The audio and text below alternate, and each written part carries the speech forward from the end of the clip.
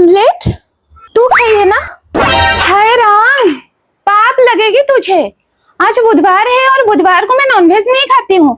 अगर सोमवार, मंगलवार, गुरुवार, शनिवार होता तो मैं मान भी लेती, पर बुधवार। राम राम राम। तो फिर गई कहाँ? दिल्ली खाली होगी। ये फंस गया।